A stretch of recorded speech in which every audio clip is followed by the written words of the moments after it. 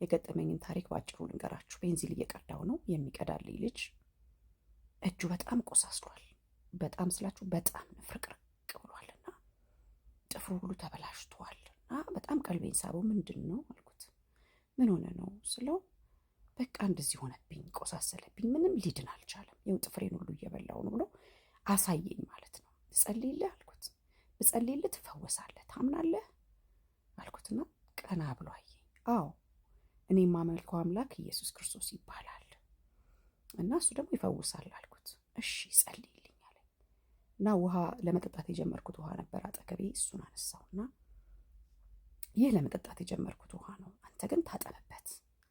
ከዚህ በኋላ ስጸልይበት ግን ውሃ ሆኖ አይቀጥልም፣ የክርስቶስ ኢየሱስ ደም ነው እና የኢየሱስን ስም እጠራበታለሁ፣ የደሙ ኃይል ይፈውስሃል አልኩት። እሺ አለ። ውሃው ላይ ጸለይኩኝ፣ ሰጠሁት። ይሄ እጅህ ሲፈወስ ግን ይሄ ጌታ ኢየሱስን አዳኝህ እንደሆነ አምነህ የዘላለም ሕይወት በሱ ታገኛለህ፣ ጌታ እንደሆነ ትመሰክራለህ አልኩት። በደንብ አለኝ። እሺ ግን ኢየሱስ ክርስቶስ ይወድሃል። ያው መንገር ያለብኝን ነገርኩት። አሰሙን የተባልነው አስገድዱ ስላልተባልን በሰዓቱ የመዳን ቀን ዛሬ ነው ስለሚል ነግሬው ሄድኩ።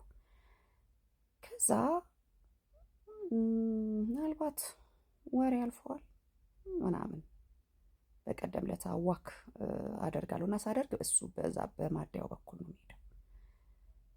ይሄድኩኝ ትዝ አለኝ እና ቆይ ለምን አልሄድም ብዬ እየሰራ ነበርና ሄጄ ቀጥታ ሄጄ እጁን አየሁ አልኩት። ሳየው ክስምስምስም ብሎ ጥቁር ብቻ ሆኗል። የቆሳሰለው ይሄ ወደ ላይ ነው፣ ፍቅርቅ ያለው ምናምን የለም። በቃ አዲስ የደረቀ በቃ ጠባሳ ሆኗል። ጠባሳ ዳንክ አይደል ስለው አለ አልኩት። ያዳነህ ኢየሱስ ነው። እሺ እንኳን ተፈወስክ። ያው ሄድኩኝ። ክንክን አረገኝ። ተመልሼ ያው በዛ በኩል ነው ማልፈው። ወክ አይበለው በቃ እሱን እያሰላሰልኩ አይጉድ ከመደረጉ በፊትና ከተደረገልን በኋላ ግን እንዴት ነን እኛ? አይ ሚን እሱስ እሺ ግድ የለም አማኝ አይደለም፣ ብዙ ስለ ክርስቶስ አልሰማ ይሆናል። በቃ ሚነው ሰበብ የምትሰጡትን ስጡት። ግን እኛ ያመንነው እንዴት ነን ከመደረጉ በፊትና ከተደረገልን በኋላ? እንደው እንዴት ነን በእውነት? ተመልሼ ክንክን አድርጎኝ መጣሁ። በሰው ይኸውልህ አልኩት። አሁንም ስራ ላይ እኮ የፈወሰ ጌታ ኢየሱስ ክርስቶስ ነው። እሺ ይሄ ጌታ ኢየሱስን ብትቀበለው የዘላለም ሕይወት ይሆንልሃል። ጌታ ነው እሺ የፈወሰ ስለው አለ። እንደዚህ አለ። ብዙ አታውሪ፣ ቁረጪው ነገር ነው